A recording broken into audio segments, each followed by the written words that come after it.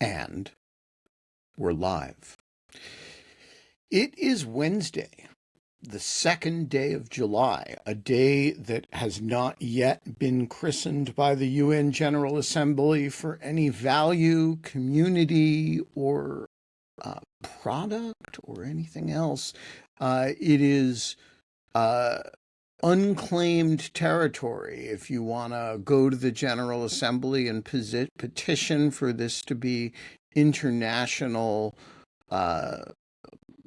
Weed Day for, unintended growth of that affects crops and gardens. If you want to suggest that it should be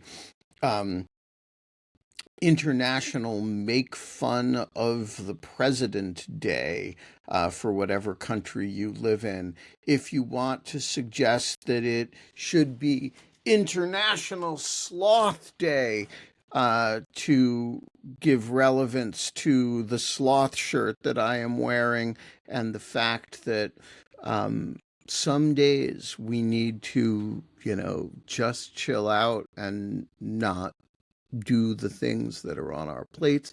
This is the chance. Maybe there is an International Sloth Day for all I know. This is your chance, really. July 2nd, July 1st, July 3rd, July 4th, although it has some other baggage. This is really your chance to create an international day. And as to John Hawkinson's question in the chat, which I'm showing up here, this really, whether it is international or national, has to do with which body proclaims it. If you go to the General Assembly, it's going to be international. If you go to the Congress of the United States, it's going to be national. If you go to the national parliament of,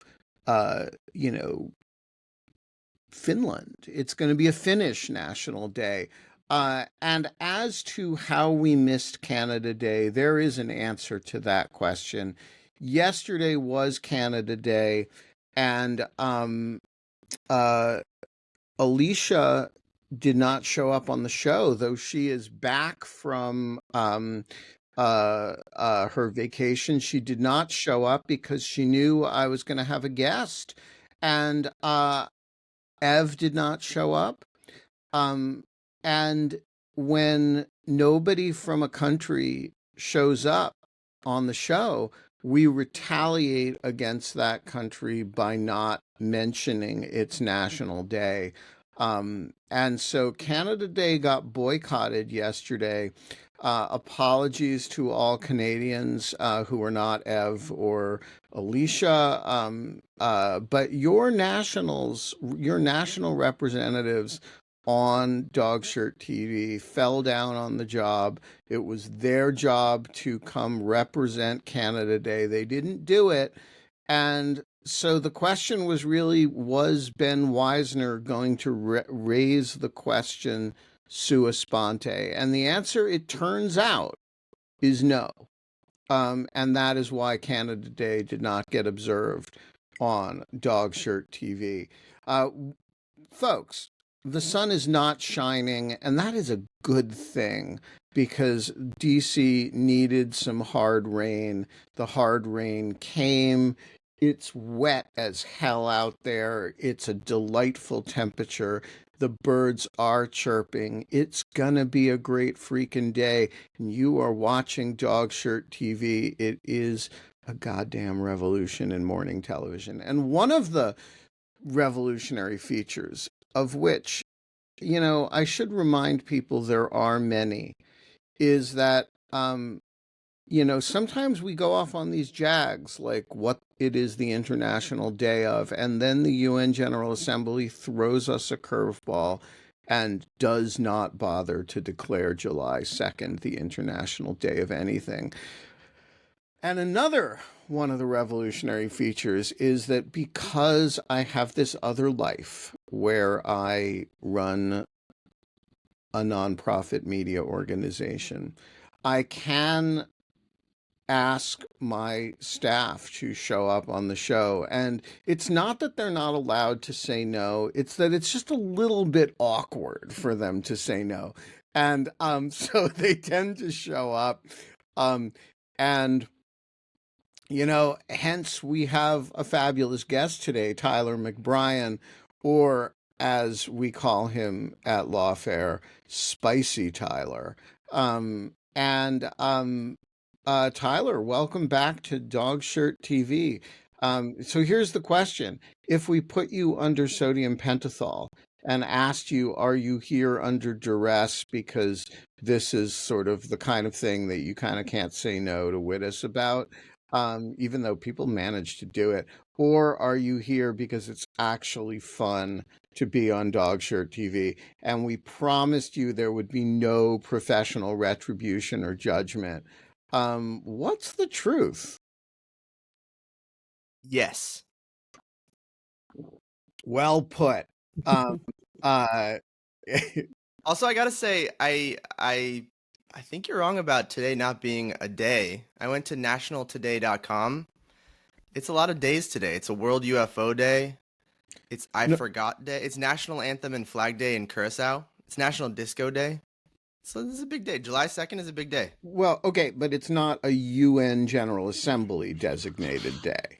Right. And so normally at the beginning of the show, I tell people what the UN General Assembly has busied itself declaring the day to be, and we talk a little bit about the General Assembly resolution.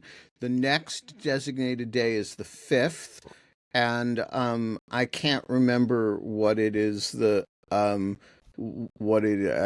mentioned it yesterday that it was International something or other day and under some resolution or other. But there's this gap. June was full of designated days. July got some missing stuff in the beginning, maybe because the General Assembly is all on vacation or whatever. I was gonna say everyone needs a summer holiday, but I was thinking I was too Northern Hemisphere centric of me It's for the because UN. it's International Sloth Day, Oh my and the, goodness, that's the too cute. General Assembly is engaged in sloth and not doing their job. The Um, sins of the sins of the UN. yeah, exactly. So, Tyler, what is on your mind today? You are a New Yorker, and that means you must be obsessively talking about nothing except the New York mayoral race. Yeah, much like the rest of the country, it seems. Do you like walk down the street and greet people with a question like that you've never met about, so how about that Cuomo flop or Well, like how to are you guys when you go buy coffee are there Mamdani references and questions about what counts as anti-Semitism and what's just policy differences with the state of Israel? uh, I mean, that's not so far from the truth. I think Ben, you're a New Yorker. What I'm about to say is true. That there's like I think there's a false conception that New Yorkers are mean or standoffish or cold to each other. Yeah, that's But not in true reality, at all. it's It's just the not like true at it's the all. warmest place in the world. It's just in a in a kind of gruff sort of way. Yeah, I think I may have told you this before, but when I first moved here back in 2016, I was on the subway. Someone sneezed. The other person, without looking at them, just pulled out a tissue, handed it to them, and said, "Cover your fucking mouth." But it was in a nice way. It was it was a helpful gesture. Yeah. If it was wrapped in a bit of a gruff exterior. John Hawkinson. Good morning, Ben. I have a ranked choice question for Tyler because, I live in Cambridge, Massachusetts, where we've had ranked choice voting since 1940, whatever. So I'm very confused about New York. So what's the ranked choice question? That sounds like a Mhm. ranked choice statement. So here we get the detailed breakdown of whose votes shifted to whom on election night. And New York somehow doesn't release this information, depending on who you ask, either at all or not for a week. And I just don't understand how they can justify this behavior. It cannot be a technical limitation. It must be a policy choice. And I cannot find any information about who and why this policy choice has been made, and it seems like a poor one. It makes me think of the day of the election. The best tweet I saw was, "I'm so excited the rest of the country is about to meet the New York City Board of Elections," because you would think you could write some, you could easily. I think that's the sell of ranked choice voting, right? You can do these automatic runoffs, and then you should be able to find out that night. I don't know the technical limitations, the policy It's not limitations. trust me when I say, or assume for the sake of argument, that it is not a technical limitation. It is a policy choice. So I'm asking you about the policy choice as an expert in New York City elections, of course. Right. I mean, the short answer is I don't know. I think that's why it was all the more shocking that we found out who won the primary on the night of the election. Everyone expected, even if Zoran had a lead, a significant lead, everyone expected to not find out until Saturday, because that's just how the New York City Board of Elections rolls. But I'm really not sure. It's a great question. Um, all right. So here's the next great question. Um, is there any reason to think that ranked choice voting had any, it seems like it had no implications for the result here. Mamdani finishes, if there were a first past the post, he wins. If there's a 50 plus one IRV kind of thing, he wins. If there's a full ranked choice voting thing, he wins. Is there any policy I Who is think, that implication? directed to? Sorry? Ben, I think you cut out right at the end. Oh, sorry. I mean, he wins if there's first past the post. He wins if there's a plurality. He wins if there's, um, a kind of IRV to 50 plus percent plus one. Is there any reason to think that we should be discussing whether ranked choice voting is friend or fiend, worked well or didn't work well in this context with reference to this election, or are they just orthogonally connected, but really it's not the test of it? Uh, Yeah, I'll just say I think if you just look at the results, Mamdani's victory was so big that didn't look like it had an effect. So I think there was some stat that he won more, first ranks. He won more votes in the first round or two than Adams won in all 7 rounds when Adams won his primary. But I will say I think it had a big effect on the way Mamdani campaigned, most famously cross endorsing with Brad Lander. They each, who's the city controller, they each pledged to rank each other second. And I think that really bolstered Mamdani's campaign to have an ally like Lander, which just I think it allowed Mamdani to run and Lander to run a more inclusive and solidarity based campaign than if it had just been single voting. So I think it helped his campaign, even if the results looked like he didn't really need ranked choice voting to win. I mean, the other way to say that is it allowed people to rank him first who thought he wasn't going to win. Right. And it's a little bit tough to say whether that mattered. Mhm. Uh, Right, and or we'll whether have a, that's a good thing or a bad thing, right? well, I It's think it we can say whether that's a good thing or a bad thing. That's a solely philosophical question. But it's a mechanistic question as to whether it mattered. And if we have a little more data on how the ballots moved around, namely, how many people, well, I don't know if does New York release the actual ballot data, so you could see who ranked Mamdani first and other people second. But certainly we'll see, assuming they release the rounds like they said they would, we'll see how many people rank Brad Lander first and Mamdani second versus just Brad Lander number one or even other crazy things like Lander than Cuomo. Right. All I'll right. So end here then.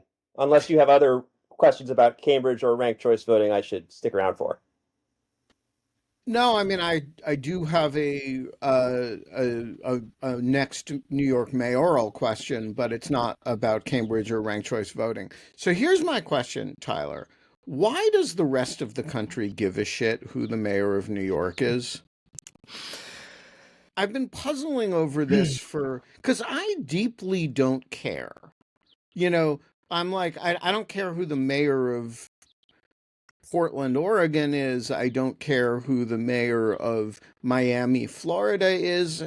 And I don't care who the mayor of New York is. It's not, I don't live there. It's not my elected official. He doesn't make national policy. The mayor of New York is not actually an important national figure. Look at the last two. Um, Bill de Blasio couldn't get 5 votes when he ran for president, despite being 8 feet tall. And Eric Adams has spent his time mostly dealing with federal indictment. Um, and scandals involving Turkish Airways. Um, it is not since Rudy Giuliani and Mike Bloomberg that the mayor of New York was a national figure in electoral or policy terms. And um, and I'm not sure why we should care. Lots of mayors, lots of cities elect outlying political figures to be um, mayor, and we generally don't give a shit until they run for higher office and win, i.e., Gavin Newsom becoming governor of California, or Pete Buttigieg deciding that being the mayor of South Bend is a qualification to be president, and then running a quite credible Democratic primary campaign. I mean, there's like, why do we give a shit whether Mamdani or Eric Adams or I mean Andrew Cuomo? I sort of understand because there's a rehab from a massive Me Too uh, thing going on there. But like, why do we care? I think there are a whole bunch of reasons that are fake and sort of bad faith, and a whole bunch of reasons of why people actually should care out of the city. So to take the first, I think it's New York City being seen as a sort of liberal bastion, a coastal elite type city. It just inevitably becomes wrapped up in the culture wars. It is, along with LA and Chicago, uh, a frequent target of the MAGA right, of these lawless, crime-ridden, um, big American cities that it's just, it's an easy target to say we gotta clean them up. Mostly said by politicians who have actually never visited the city, or never taken a subway, Right, or or have never looked at the crime data for New York, which right, is, which is quite low. historic low. I think it was just announced that this year in New York, the first half of the year, the lowest amount of shootings ever recorded. So we really are at historic lows, but you wouldn't know it, watching a conservative talk show, or something like that right now. So I think that's one of the reasons, because it just becomes an easy target. But I think there are some real reasons why New York matters, or should matter to people outside of the city. It is it's a massive population. So the mayor who wins the city often gets more votes, wins more votes from those they're governing than many senators do, or many governors do. It's bigger than the population of other states, and so I think that's you know, it's important that for parties to look at these candidates to see the messages that they're winning on. Again, it's the electorate in New York is much different than the electorate in Montana, but there are it's still an indicator of where a certain party's electorate is at, even if it's a different demographic. I also, it's a big financial center. It's a big cultural center. of the country, no matter where you live. And I think New York is important. Um, and so who's in charge of it is should matter. I want to make the opposite case. Please. It's precisely because New York is big and diverse and unlike just about anywhere else that its politics really shouldn't matter. You can't really draw lessons from it. What's that? You can't really draw lessons from it because it's just such a unique case. Yeah, so let's draw lessons from the last few New York mayoral elections. Let's assume Mamdani wins.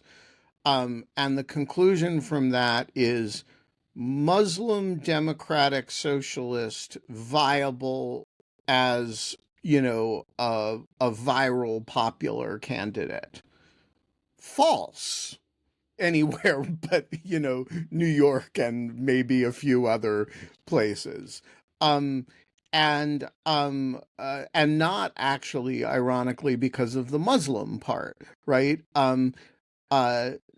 Number two, Eric Adams, uh, um, uh, you know, cop, um, uh, uh, centrist, tough on crime, Former Republican, with obvious sleazebag tendencies, is the direction the Democratic Party should go, right? Again, ridiculous. And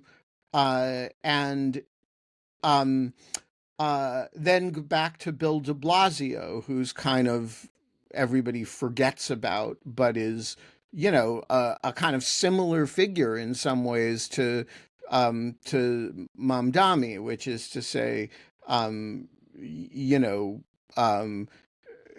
charismatic-ish, although wears badly, left figure, um, uh, we actually have an experiment here, which is that he tried to run nationally. He's completely non-viable. So I look at New York and say, this is interesting in the laboratories of democracy sense. It's kind of like, okay, who runs New York and what policies are tried in New York is a really interesting outlier in American life, kind of the way like what Alabama and Mississippi do are interesting outliers. They can presage what's going to happen elsewhere in ways that are interesting or dangerous or terrible.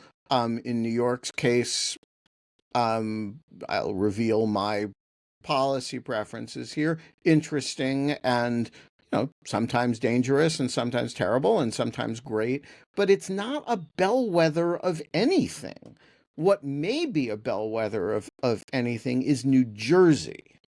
But New York City, New York statewide may be a bellwether of something. But New York City, it's like a bellwether of it's I don't know what it is. It's just so sui generis.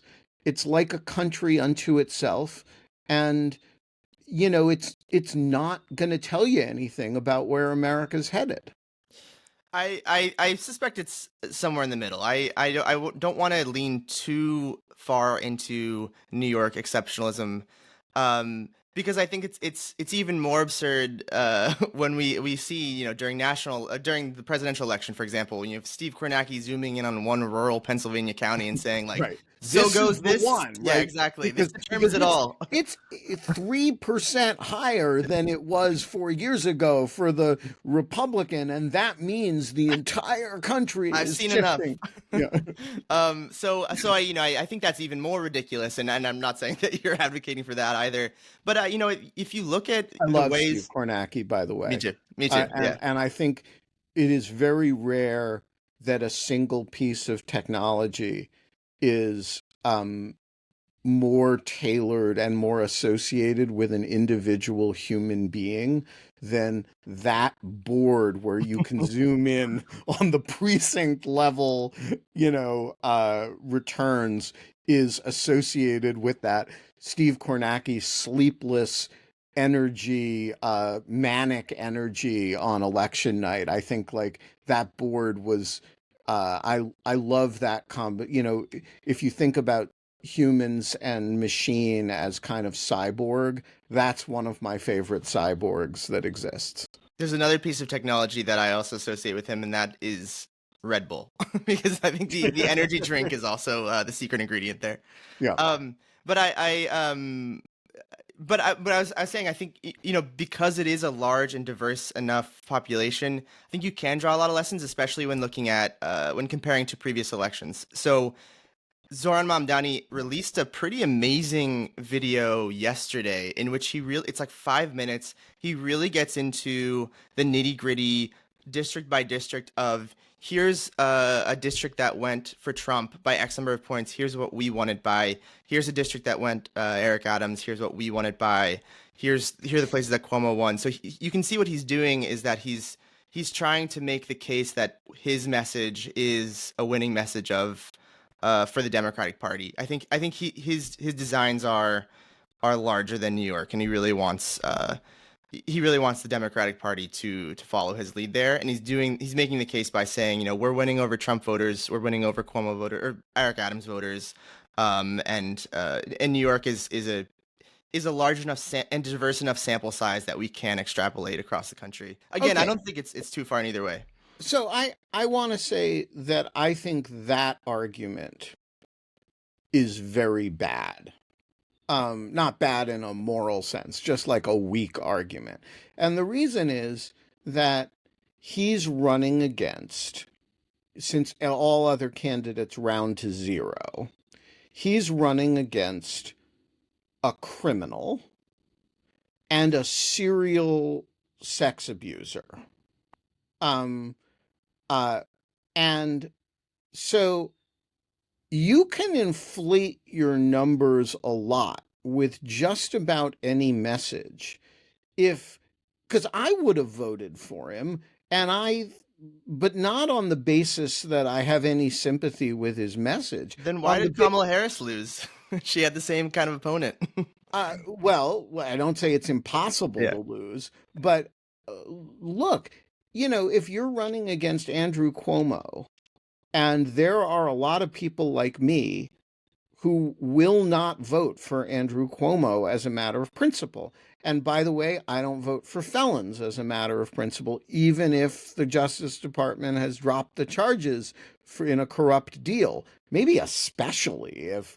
And so you're left with sort of, okay, there are a lot of things I disagree with him about. I'm skeptical about the government being in the grocery store business. And by the way, I don't think New York should have a particularly active position in the Palestinian-Israeli conflict. But fine. Such differences are like, I want to see what happens if the Mamdani message does it run effectively against attractive candidates? Right. So I think they're actually I agree. The relative strength of Mamdani's opponent here was a huge factor. Huge factor. But I still think there's a lesson for the Democrats in that to not run the same tarnished old tired candidates. I mean, there's a lesson in just in that. And I think that's what the Democratic Party voters have been screaming, asking for is just um, new blood, but more than that, just not the same people who have tried and failed, or that are just so uh, tarnished that people just can't bring themselves to vote. They want to be excited by someone. They don't want to another Cuomo. Clearly, Yeah, so I think if you take um, New Jersey, New York, and Virginia together, um, what they say is youth matters. Um, that, you know, Abigail Spamberger is kind of the opposite of Mamdani. She's foreign policy establishment. She's quite centrist. She's, um, what do they have in common? They're youthful and energetic. I mean, she's a bit older than he is, but she's not. I don't know how old she is. She's certainly younger than me. And what's her name in New Jersey, whose name I can't remember because I'm older than Abigail Spamberger. Um, uh, you know, similar, right? She's got a very she's the right candidate on the Democratic side, but she's um, you know, youngish. And I do think that there's a stop it with the same old people saying the same old things message here that's real. What else do you think is um like what else would be your takeaway that might be transferable to other locations? I think, well, speaking of Israel Palestine, I think even Mamdani would agree with you that the New York City mayor, that it is a bit absurd to put so much emphasis on what a New York City mayor thinks of a Middle Eastern conflict. He was kind of the only one. There was a one debate where the question was, as mayor, would you visit Israel? Everyone went down the line and said yes. Mamdani said no, but I also, or would your first trip be to Israel? And he said, he basically just kind of like redirected. He's like, my concern are New Yorkers. My first trip would, like, I don't know why we have to answer this question. Like, I am focused on New I Yorkers, he's saying. completely agree with him about Yeah. that, by the way. And I say that as somebody who doesn't share his, but like the idea that New York has its own foreign policy with respect to Turkey or with respect to, you know, the Palestinian Israeli conflict is ridiculous. And it's been ridiculous at least since Ed Koch, who was, you know, a real pro Israel partisan, as was Rudy Giuliani. Um, I don't see why, you know, we don't ask any other mayor in the city, in the country, to have, you know, decided foreign policy views, except insofar as they affect New York. Now, there Mhm. are um, a lot of New Yorkers who fly to Israel on a regular basis. And so I could see the New York mayor having, you know, views about things like direct flights to Tel Aviv, right? But Mhm. but these are, you know, the New York mayor should not be expected to have substantive views of the Palestinian Israeli conflict, either of the left or of the right. And, you know, the idea that they would be asked that question at um, a debate is like that's a creature that, look, if voters want to ask him that question, that's fine, but why is it relevant for a New York mayor to have views of the Palestinian Israeli conflict?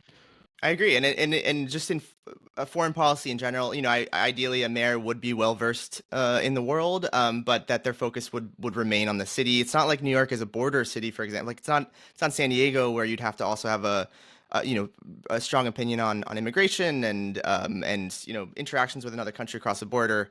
New York is a massive port of entry, of course, but it is a bit absurd. But because it is an issue that is thrust upon the candidates, and because they are forced to answer in debates, in town halls, in national media, I think putting New York exceptionalism aside, it does show how far the Democratic voter base, at least in New York, has shifted on uh, the Israel-Palestine issue since I think at least before October 7th. That someone who is vocal about using words like occupation and genocide could garner so many votes from so many Jewish voters, so many Jewish Democrats.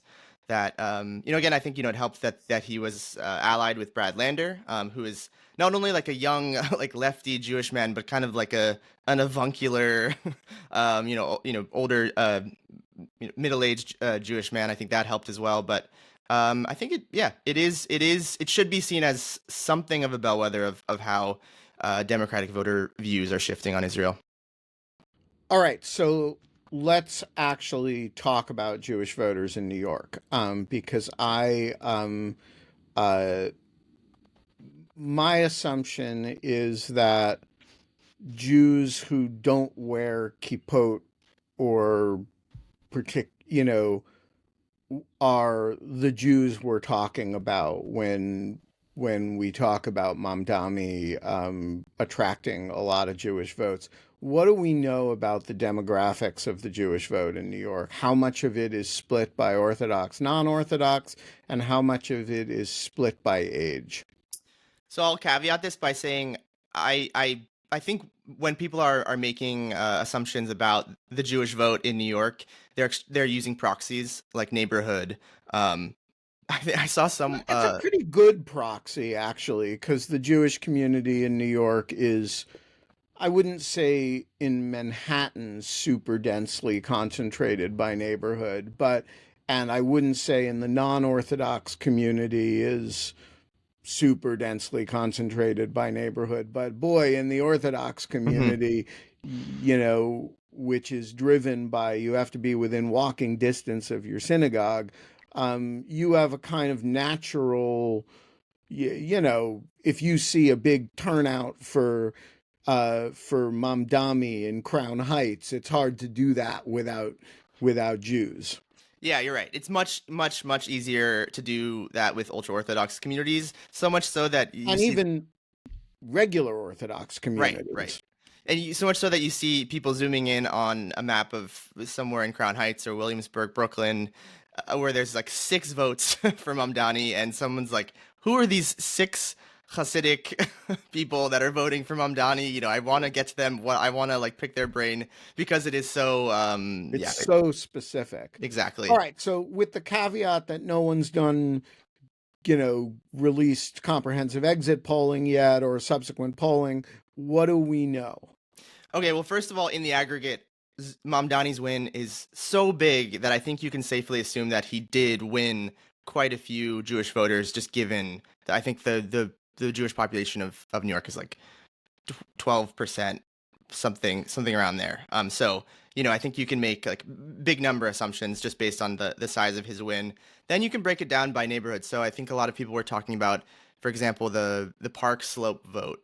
So Park Slope is a neighborhood in Brooklyn. It's has this there's this stereotype of the Park Slope dad. So think middle age millennial, maybe young Gen X, a lot of Jewish people in the neighborhood.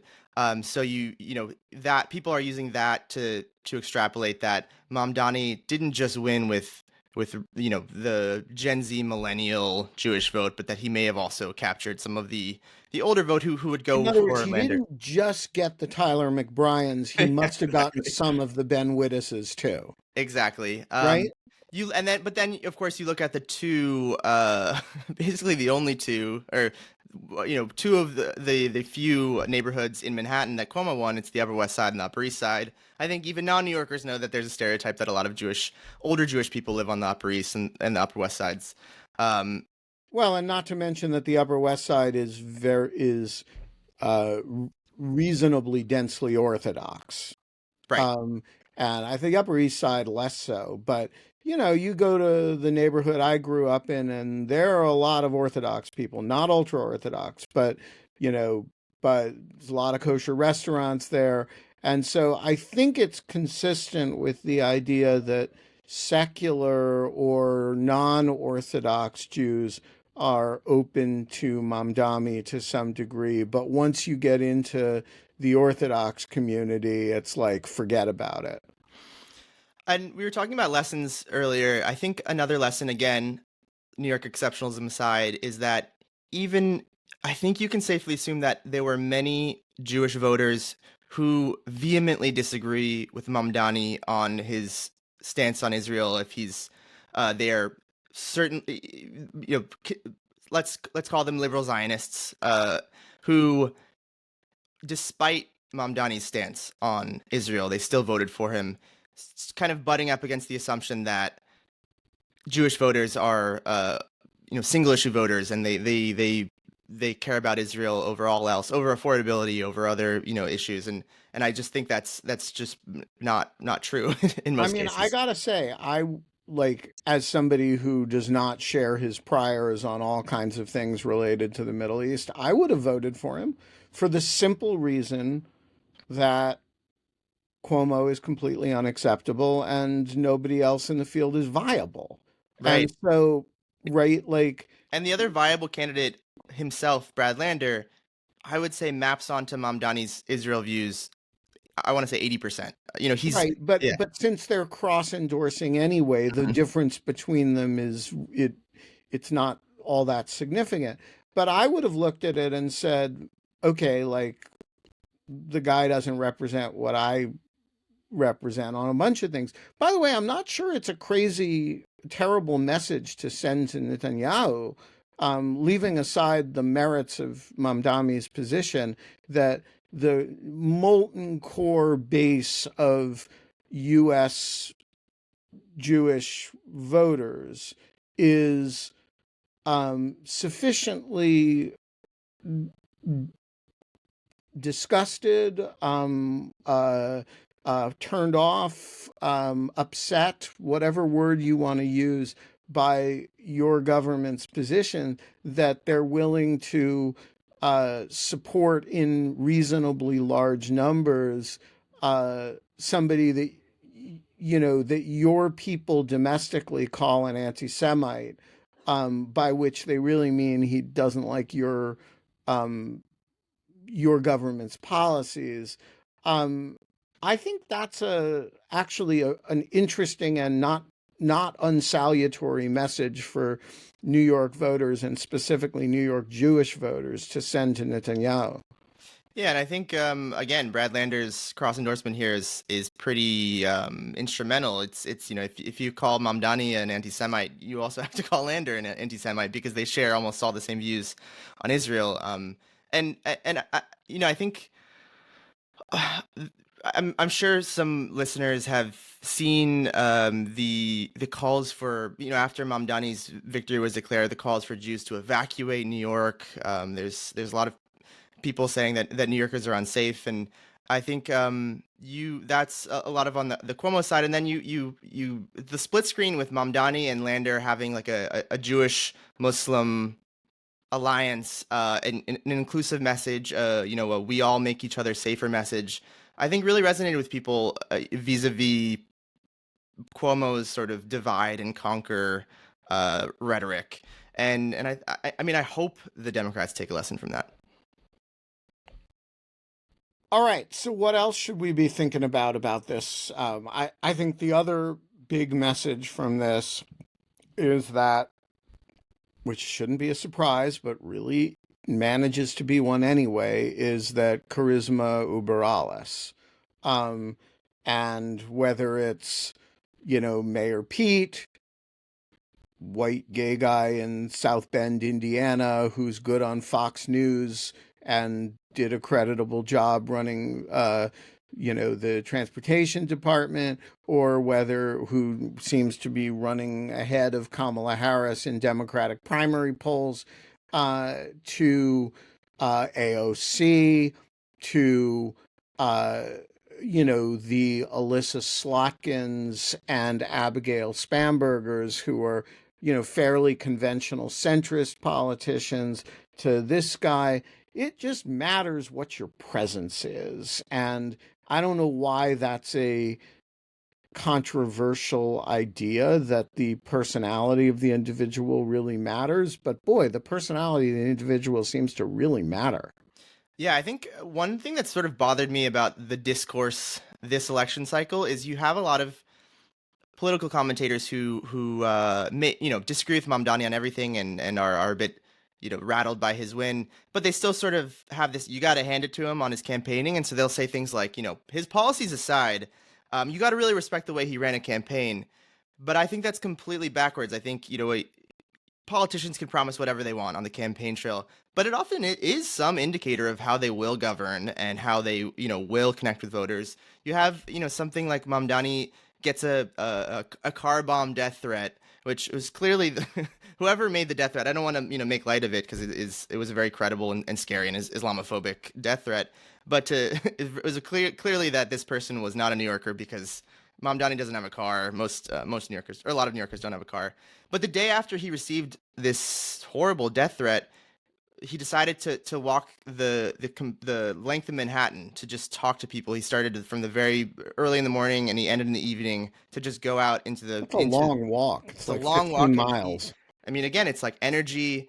It's he's willing to just go talk to people. Then you had Cuomo on the other end. Again, strength of the opponent who wouldn't even show up to a single press conference. He really just had this bunker style campaign that was reminiscent of Biden in during COVID, where he did not make himself available to the voters. That made a huge difference, and I think that is probably an indicator of how Mamdani will be mayor. The other thing I wanted to say was what we know is that the Democrats. I think I'm not hopeful that the Democrats will draw any of the lessons that I've just been laying out. You can see this right now by the big establishment Democrats, with the exception of Jerry Nadler, who I think has been very interesting throughout this whole process, have not yet endorsed Mamdani despite his stunning victory. And you flash back to when Eric Adams won the primary, really by a fraction of the votes that Mamdani did, and people lined up right away. Adams called it a mandate. And you're just not seeing the same energy from older establishment Democrats, again, with the exception of Jerry Nadler. It's been very interesting. What do you think that's about? Is that fundamentally about Israel? Is that fundamentally about the democratic socialist thing? Is it fundamentally about who is this young interloper who burst his way through the membranes of our endorsement power? Like what's the story behind the Hakeem Jeffries refusal to endorse him? I think it's all of those things. I think it's this conception that this is not our guy. How did this guy get in here? He's an outsider, and I think that scares. It's a threat to the Democratic Party leaders because he doesn't fit the mold of who they think, and I think it's also based on a lot of misplaced assumptions about the Democratic voter base and where they stand on a lot of these issues. But I don't know why there's such resistance to younger leaders in the Democratic Party right now, especially when a new poll came out that the approval rating of the Republicans in Congress is at an all-time low, and the Democrats are even lower. As an opposition party, you should be putting up better numbers than that because you can, just the way that politics works. And yet the Democrats, it's something like low 20s, which means that a huge number of Democrats are completely dissatisfied and disillusioned. It's driven by Democratic dissatisfaction. Exactly. But I haven't seen. It's the resistance is still there, and I don't know why. The other thing I wanted to make sure we say before the show is up is that I think another thing that this has showed us is that New Yorkers have a long memory. My favorite sort of side story of this entire election so far has been the attempt to get Curtis Sliwa, who is the founder of the Guardian Angels and a long-time Republican candidate, at least in the city, an attempt to get him a job in the Trump administration so that he can clear the way for Eric Adams to run on the Republican ticket, because right now Curtis Sliwa is the Republican candidate. But Curtis Sliwa, many New Yorkers will know, hates Trump. He remembers, he has a lot of grudges against him from things he did in the 80s. These are both creatures of New York. who hate each other, to be honest. So Curtis Lee, what I think he said something like, the only way I'll drop out is like 6 feet under in a pine box. There's just no way he's going to go work for the Trump administration. So just a word about uh, Curtis Sliwa, who has emerged as a super weird perennial candidate over the years. Um, I actually think the Guardian Angels uh, were a really cool thing in the 70s and 80s when they were founded. I remember being on subways that they protected, and I thought it was, you know, those were the safest trains in New York at a time when, the trains in New York were not safe, and subways were scary. And I was a kid then, and you got on a train that had guardian angels in it, and they would just stand at right next to the door. And when the train would pull into a station, the doors would open and they would just get out and stand there with their arms crossed across their chest, looking scary and menacing. And um, people love them. And so this is another example of how, and I think Curtis Sliwa, um, actually gets some points for having thought that strategy up. And he's, become a bit of a nutcase gadfly. And that just shows that people have their moments in time. John. I just wanted to pop back up and sort of challenge the idea that Cuomo won some of the districts where we said he won, because because of ranked choice voting, it could well be, and my back of the envelope math suggests it's likely that, for instance, the Upper West Side would actually go to Mamdani if you counted the transfers. And I conclude that by taking one district there and seeing it was 36 to 30% in favor of Cuomo, and then assuming that everybody else transferred their votes the same way the entire city did, at 2-1 to Mamdani, and that gives you Mamdani winning the Upper West Side, or at least that district, at 52 to 47%. So that's back of the envelope math. Maybe I screwed it up, and maybe the electorate is different, but still, it seems quite plausible that a lot of people didn't rank Mamdani first, but ranked him at all, and the people who rank Cuomo, different story. So just think carefully about what we think about neighborhoods based on the results we've seen so far. One thing I don't know about though is does someone who ranks Cuomo, how likely are they to, like you said, rank Mamdani at all? Because there was such a big message on the Mamdani side. Actually, across Mamdani, Lander, Zellner, Myrie, all of these other d- candidates, the message was don't rank Cuomo. Above all, was just don't rank Cuomo. So I assume there's some reciprocal there. Why are we interested in who the Cuomo voters rank? I thought we were interested in who all the other 11 or whatever candidates voters ranked. Oh, because I think if a district went, I'm talking about if a district went 30+% for Cuomo, how many of those people also ranked Mamdani because you're talking about the transfer votes. So if they didn't rank Mamdani at all, then their votes would not have gone to Mamdani. Right. No, but I think the Cuomo votes will never go to Mamdani because Cuomo is always the other candidate who, the top two. The question is the votes of the people outside the top two. Where do those go? Yeah, look, I mean, it's not like a winner take all first past the post election. You're always talking with a certain degree of uncertainty unless and until New York releases the data of the sort that you were talking about earlier. But it is fair to say, where is Mamdani the first choice? Where is he a vanishingly small first choice, right? Where is he a depressed first choice?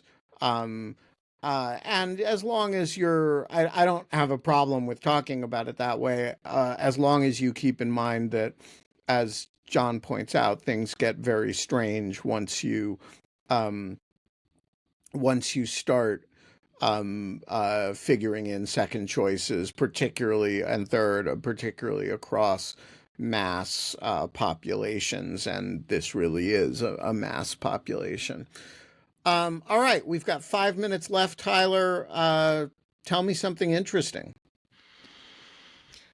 Ooh, um, something interesting. Well, unfortunately, my go-to fun fact is no longer true. It used to be that I believe the 10th president of the United States, John Tyler, has a living grandson, but unfortunately, he just passed away. Yeah, that's a sad one. It was that was a cool fact for as long as it was true. But now I think we can say instead um, uh, John Tyler's last living grandson uh, could have run for mayor of New York That's true. in Yeah, 2025 he's the next Democratic presidential candidate. had he lived.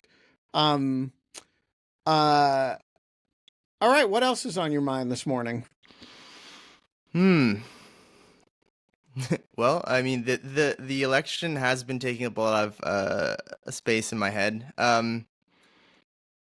Big I don't know. beautiful bill. The Does it big have the votes in the House? I don't know, but I don't know if you saw the photo of Murkowski after she voted yes. That's been making the rounds on the internet. She I've looks shell shocked. It's a very strange photo. She's almost this like 1,000 yard stare, and it was taken like right after she voted yes. So as you as you often sign off in meetings, I hope everyone out there is having a better day than she is. Yeah, I think the House is going to be very interesting. I think the rule is they always cave. But the mechanism of the cave here is a tricky one because they're all pretty locked in on stuff. And the issues that they've locked in on, the Senate bill made all of them worse. So, right, the salt people have to figure out how to cave despite not getting salt. The deficit people who said, oh, well, they need more cuts than the House bill. They have bigger deficit than the House bill. The every people who said these Medicaid cuts go too far, the Senate needs to soften it. Well, the Senate didn't soften it; it kind of made it worse. So everybody's problems are worse than at the time of the initial House passage, and the initial House passage was passed by like one or two votes. So like it's not entirely clear to me how this happens. I assume it will happen because the rule that there's I don't know what the acronym for it is, but it's kind of like the taco principle, which is, House Republicans always cave to Trump, and senators for that matter. But I do think like the mechanism of the cave here is not obvious to me. Let's just say I do not envy the position that Mike Johnson is in. Um, he always sounds Do the you experience Schadenfreude at the position that Mike Johnson is in? Because I do. Absolutely, yes, definitely. But he doesn't really give you much satisfaction there. I was listening to him on the radio yesterday, and he sounds the exact same as he always does. He's always like, "Well, we're gonna play the cards that we're dealt, and we're gonna land this plane." He's just consistent, and I wish that he would show more cracks because that would bring me much more joy. Yeah, so I mean, I always thought that who's the most fun figure in Washington to experience Schadenfreude about? Well, lately, John Fetterman, because he just seems like he doesn't really want to be there. He's just like he wants to be at his beach vacation. He's annoyed by the august duties of a U.S. senator. He's been up there for me. I I get that. really appreciated it when Dan Bongino cried about how hard his job was.